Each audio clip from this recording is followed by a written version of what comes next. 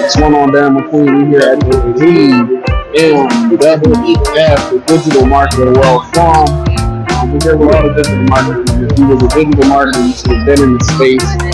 I'm here on behalf of my PR agency, Big Roots PR, talking to content marketers, talking to analytics, everybody.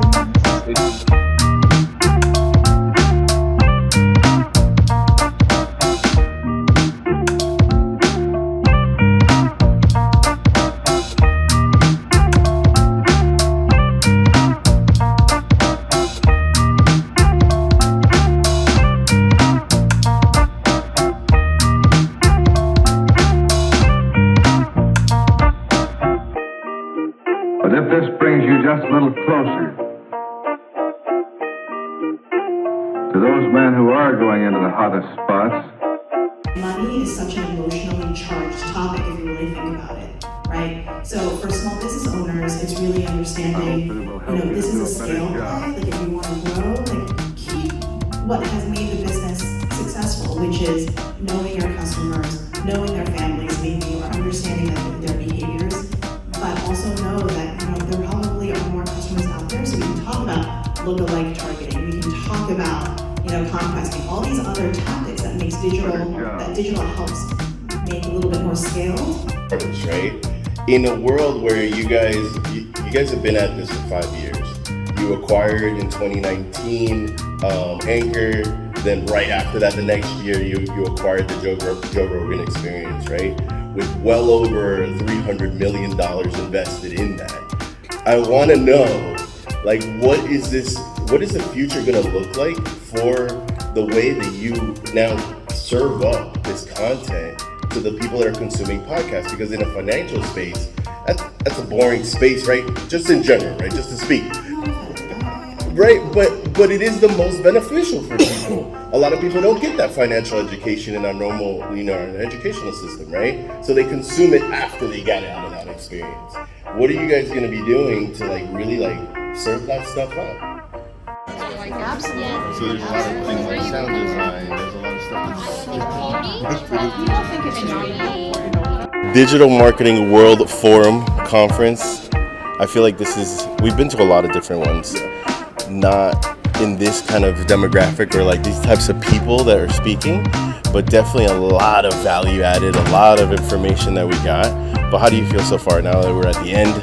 The last minutes are going on right now. How do you feel? I think for me, I look at, because I'm somebody that's usually on stage speaking, I'm not always just looking at just the value that they present, but I'm looking at, are they good speakers? Are they reading their slides? I'm looking at a lot of different things. A lot of people stand out. There's a skill set to being on stage, not just can we provide value, but can we engage the audience? Are we entertaining?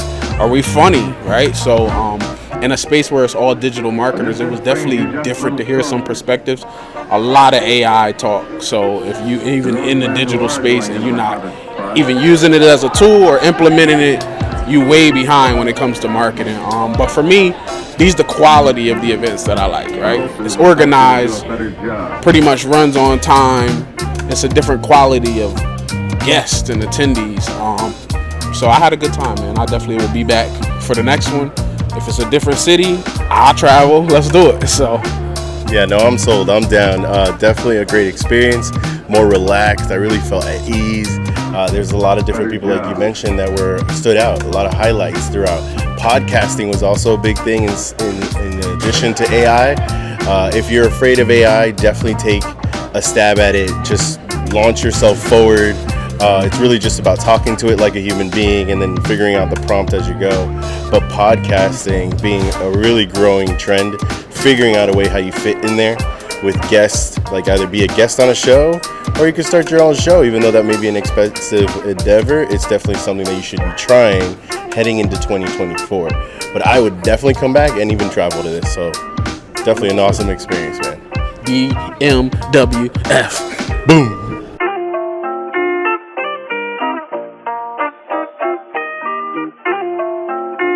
No, I love the fact that we're getting her right off fresh. Michele stood out to us. Please ask. All right. As somebody who's always on stage, right? there's a skill set required to be on stage. So me as a speaker, when I go hear other speakers, it's engaging, it's a humor, it's all of these things that you have to do to captivate the audience. It's just not the content that you spewing. Right. By far, this was my favorite. Oh, that's very nice. Speaker on every stage I seen her, whether she was a panel or she was just up there making everybody else look bad on the stage. And I got rolled out a lot. Just go change blazers, or sometimes with wine, or sometimes with swear words. What's your skill set to be able to engage the audience? Like, is that just natural, or is like, you know what, I just kind done of this? happened with practice and I guess a little bit of natural. And everybody has a little bit of like a hidden superpower, and I guess that's it. Like I feel like you should have a stand-up special. So you're not the first person that said that. So the and also last night, like at the bar, it's like everybody has a superpower, and then everybody has another thing that they think they're super at when they're drinking.